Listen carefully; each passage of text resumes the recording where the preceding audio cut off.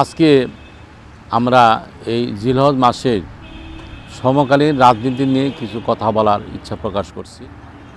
আসলে রাজনীতি নীতির যে রাজা, অর্থাৎ যিনি নীতিতে সর্বক্ষণ জনগণের তথা দেশের জনকল্যাণমূলক কাজে নিজেকে উৎসর্গ করেন, সেটার নামই কিন্তু রাজনীতি।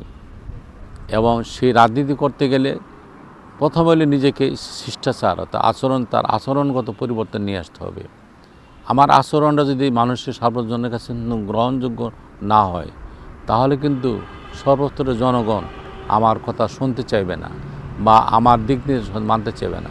এই জন্য সর্বপ্রথম নিজেকে তৈরি করতে হবে, আমি কীভাবে আচরণ করলে সর্বস্তরের জনগণের কাছে আমি গ্রহণযোগ্যতা পাবো। বর্তমান যুগের পরিবর্তন পাশাপাশি অনেক কিছু পরিবর্তন হয়। একটা হলো যে সঠিকভাবে দলকে সুসংগঠিত করা এবং দল পরিচালনা করা, আর দলের মধ্য থেকে জনপ্রতিনিধি তৈরি করা, সেটা কিন্তু দুটো আলাদা জিনিস। দলের প্রতিনিধি যে কেউ যাকে মনোনয়ন দিবেন তিনি হতে পারেন, কিন্তু দলকে পরিচালনা করার জন্য সুষ্ঠু এবং সুন্দর ব্যক্তিত্ব যদি গড়ে না ওঠে, তাহলে এই শুধুমাত্র দলের প্রতিনিধি কখনোই কিন্তু দলকে সুসংগঠিত করতে পারবেন না। এই জন্য আমি একটা উদাহরণ বলতে চাই, সেটা হলো একটা স্কুলের হেডমাস্টার। উনি অনেকগুলো সাবজেক্টের শিক্ষক কিন্তু নিয়োগ দেন। প্রতিটা শিক্ষকের শিক্ষা পাঠদান সঠিকভাবে হচ্ছে কিনা এবং কোনো ছাত্রের সেই জ্ঞানদান আহরণটা সঠিক হচ্ছে কিনা, এটাই কিন্তু পর্যালোচনা ওনার মূল দায়িত্ব। উনি হয়তো কোনো ছাত্র ক্লাস নাও নিতে পারে বা নিতে পারে, সেটা মুখ্য উদ্দেশ্য না। মুখ্য উদ্দেশ্য হলো যে পাঠশালার যাতে সুন্দর এবং সাবলীলভাবে চলে।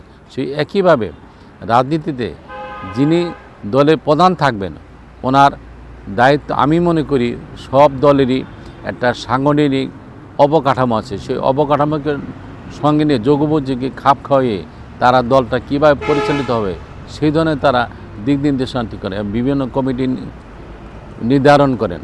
এক একজনকে দায়িত্ব দিয়ে থাকেন এবং সেই দায়িত্বটা ওনারা মনে করেন কোন লোককে কোন দায়িত্বটা দিয়ে ভালো দলটাকে সুন্দরভাবে সুসংগঠিত হবে সেই চিন্তা ভাবনা করেন।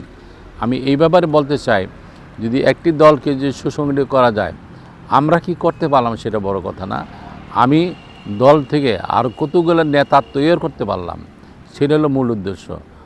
এবং সুন্দর সাবলীলভাবে যদি আমি দলটাকে তৈরি করতে না পারি, তাহলে ওই দল দেশের তথা জনকল্যাণ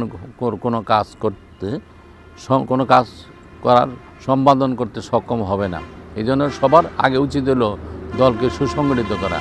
এই জন্য আমি টাঙ্গাইল জেলা কালিহাতী উপজেলার পক্ষ থেকে উপজেলার সকল সম্মানিত বাসীর পক্ষ থেকে বলতে চাচ্ছি, আগামী দিনে বাংলাদেশ জাতীয়তাবাদী দল এমন একটা সুন্দর একটা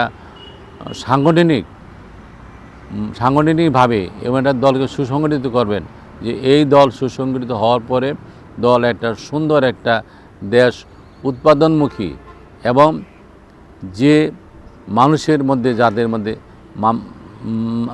মানবিক গুণগুলো থাকবে, সেই গুণগুলো নিয়ে একটা দুর্বৃত্তপরায়ণ মুক্ত দেশ গড়ার আন্দোলনের সবাই ঝাঁপিয়ে পড়বে, এই আশাবাদ আমি ব্যক্ত করছি।